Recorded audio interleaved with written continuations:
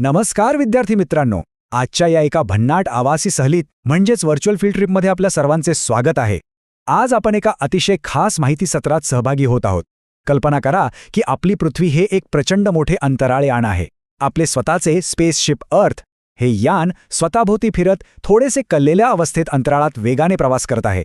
चला तर मग या विषयाच्या खोलात जाऊया आणि आपल्या या अद्वितीय ग्रहाचे रहस्य उलगडून पाहूया. आजच्या आपल्या या उड्डाणाचे वेळापत्रक अगदी थोडक्यात पाहूया.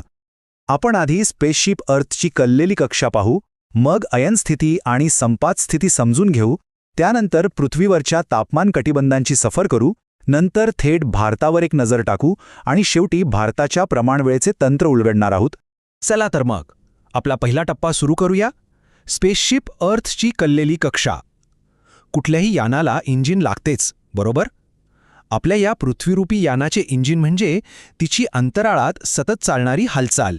आता परिभ्रमण किंवा रेव्होल्यूशन म्हणजे नक्की काय ते समजून घेणं खरोखरच रंजक आहे.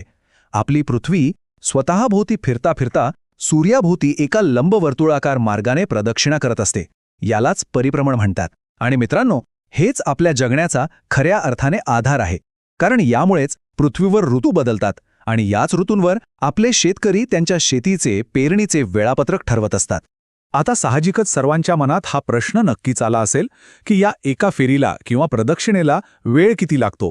तर याचे अचूक उत्तर आहे बरोबर 365 दिवस आणि 6 तास. आपण तर वर्ष 365 दिवसांचेच मानतो. मग हे उरलेले 6 तास कुठे जातात?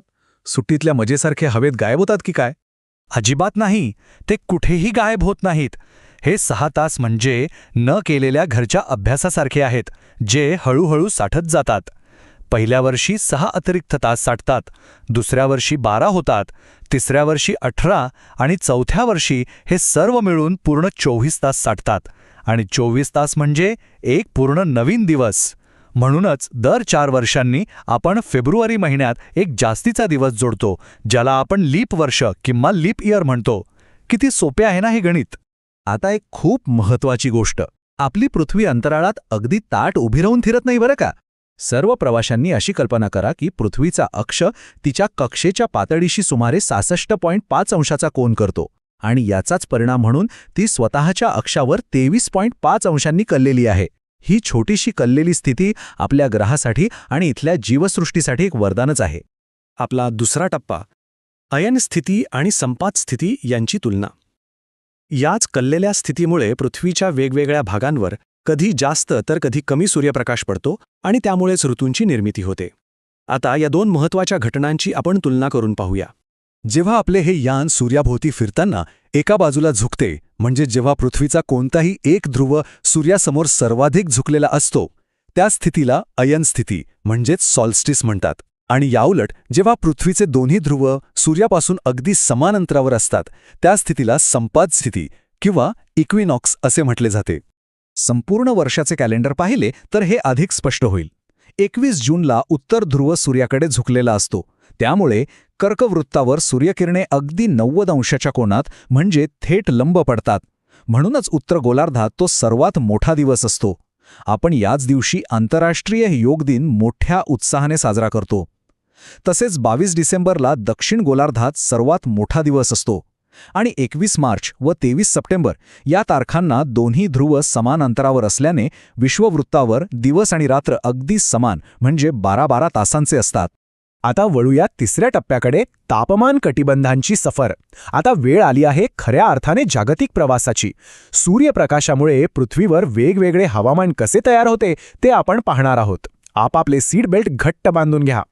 येथे सूर्यकिरणे कशी आदळतात याचे भौतिकशास्त्र समजून घेणं अगदी सोपं आहे. विषुववृत्तावर सूर्यकिरणे अगदी सरळ आणि थेट पडतात, जणू काही डोक्यावरच तळपणारा सूर्य. त्यामुळे तिथे प्रचंड उष्णता आणि दमटपणा असतो. याउलट ध्रुवीय प्रदेशांमध्ये हीच किरणे अतिशय तिरकी पडतात. तिरप्या किरणांमुळे उष्णता खूपच कमी मिळते आणि म्हणूनच ध्रुवांवर आपल्याला कायमस्वरूपी बर्फाची पांढरी शुभ्र चादर पाहायला मिळते. आपल्या या पृथ्वीवरच्या सफरीचे हे 3 मुख्य थांबे आहेत. पहिला थांबा उष्णकटिबंध. हा कर्कवृत्त आणि मकरवृत्त यांच्या दरम्यान आहे, जिथे वर्षभर भरपूर उकाळा आणि उच्च तापमान असते. दुसरा थांबा समशीतोष्ण कटिबंध. इथे मध्यम तापमान आणि अतिशय स्पष्ट ऋतू अनुभवता येतात. आणि आपला तिसरा आणि शेवटचा जागतिक थांबा आहे शीतकटिबंध, जो थेट ध्रुवीय वृत्तांजवळ आहे, जिथे हाडे गोठवणारी कडाक्याची थंडी असते. चौथा टप्पा, भारतावर एक नजर. आता या जागतिक तापमान कटिबंधांच्या सफरीवरून थोडे खाली येऊया आणि एका अतिशय ओळखीच्या गंतव्यस्थानाकडे वळूया, आपला लाडका भारत देश. भूगोलाचे हुशार विद्यार्थी म्हणून हे आकडे कायम लक्षात ठेवा बरं का. भारताचा अक्षवृत्तीय विस्तार 8°4' उत्तर ते 37°6' उत्तर असा आहे. म्हणजेच भारत संपूर्णपणे पृथ्वीच्या उत्तर गोलार्धात येतो. आणि रेखावृत्तीय विस्तार 68°7' पूर्व ते 97°25' पूर्व असा आहे. म्हणजे आपण पूर्णपणे पूर्व गोलार्धात आहोत. हे भौगोलिक अक्षांश रेखांश आपल्या स्थानासाठी अत्यंत महत्त्वाचे आहेत. आणि आता आपला शेवटचा आणि 5वा टप्पा, भारताच्या प्रमाणवेळेचे तंत्र. इथे आपण एका मोठ्या भौगोलिक रहस्याचा उलगडा करणार आहोत. सर्वांसाठी इथे एक कुतूहलजनक प्रश्न आहे. कधी विचार केलाय का की भारत हा एवढा प्रचंड मोठा आणि विस्तीर्ण देश आहे, तरीही संपूर्ण देशात एकच वेळ कशी पाळली जाते? देशाच्या पूर्व टोकापासून ते पश्चिम टोकापर्यंत वेळेचा हा अचूक ताळमेळ नक्की कसा बसवला जातो? या भन्नाट रहस्याचे उत्तर आहे 82°30' पूर्व रेखांश. हे एक अतिशय महत्त्वाचे प्रमाण रेखांश आहे, जे उत्तर प्रदेशातील मिर्झापूर या शहरातून जाते. हे एकच रेखांश संपूर्ण देशासाठी एका मास्टर क्लॉक किंवा मुख्य घड्याळासारखे काम करते. याच एका रेषेच्या आधारावर आपली संपूर्ण देशाची वेळ निश्चित केली जाते.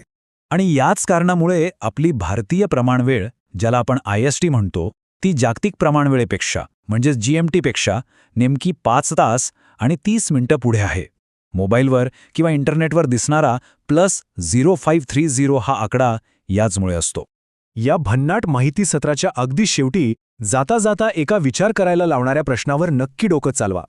आपण पाहिले की पृथ्वी 23.5 अंशांनी कललेली आहे आणि त्यामुळेच हे सर्व ऋतू, विविध कटिबंध आणि आपली सुंदर जीवसृष्टी अस्तित्वात आहे. पण जर आपली पृथ्वी मुळीच कललेली नसती तर काय झाले असते? विचार करा, आपले हे स्पेसशिप अर्थ